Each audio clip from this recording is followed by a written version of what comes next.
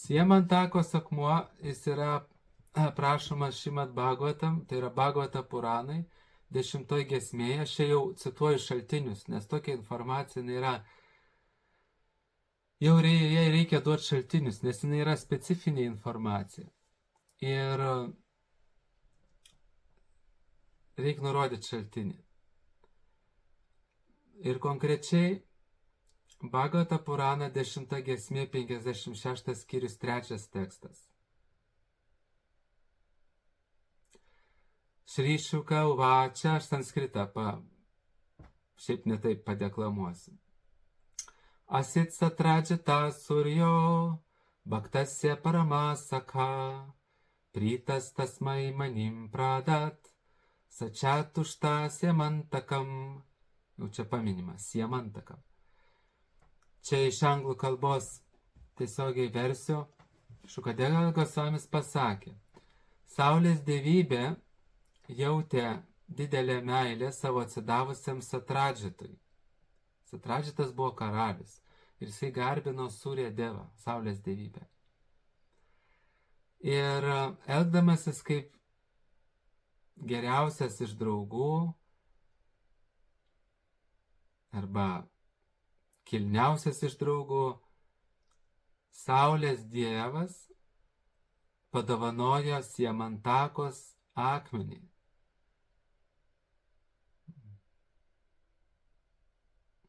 Būdamas patenkintas karaliaus Satradžito garbinimu. Šitą istoriją jau eina 5000 metų, gal daugiau negu 5000 metų, kada Krišna buvo nužengęs.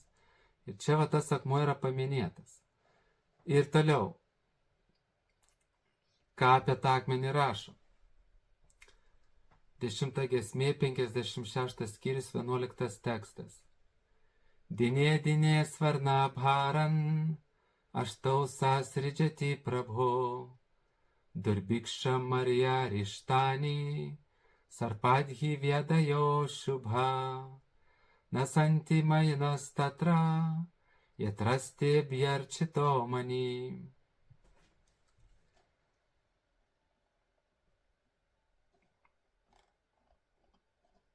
Va.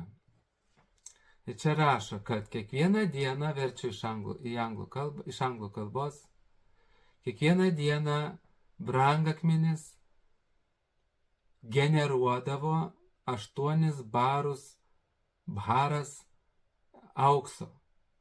Tai tas vienas bharas yra grubiai 80 kg.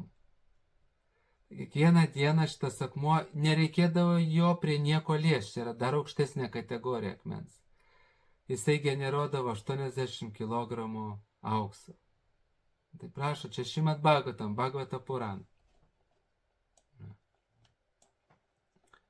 Ir čia taip pat rašo, kad ta vieta, kur tas akmuo būdavo, taip, ta vieta, jinai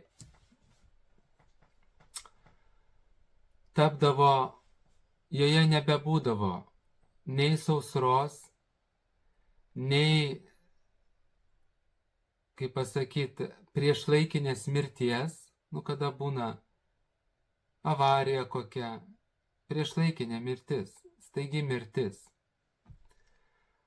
Taip pat toje vietoje tokių blogų situacijų neatsiranda, kaip gyvačių įkandimai. Toje vietoje nieks nesuserga mentaliniam ar fiziniam ligom ir toje vietoje neatsiranda apgavikai. Tai tas akmuo, jisai buvo instaliuotas Dvarakoj, kiek aš atsimenu. Ja. Dabar palaukit, dar pasitikslinsiu. Ar Dvarakoj.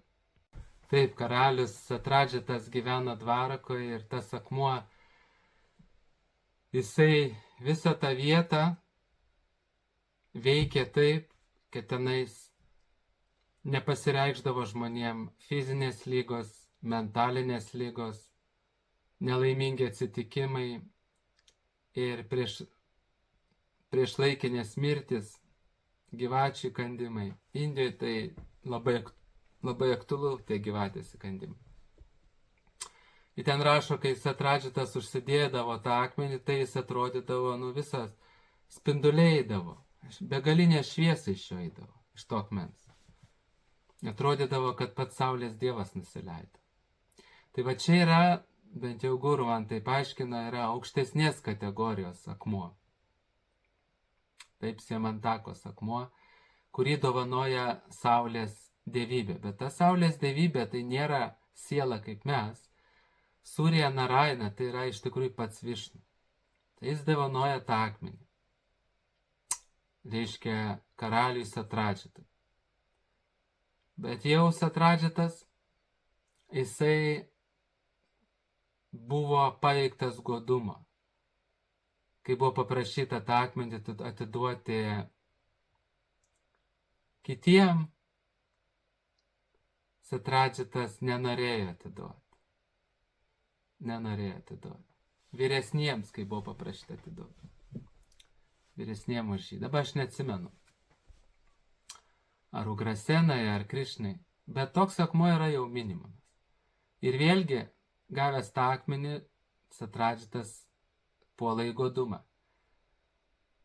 Asmenybė, kurie gauna akmenį iš Višnų, kuri mato akis į akį Krišną žemėje, jisai paveikiamas godumo.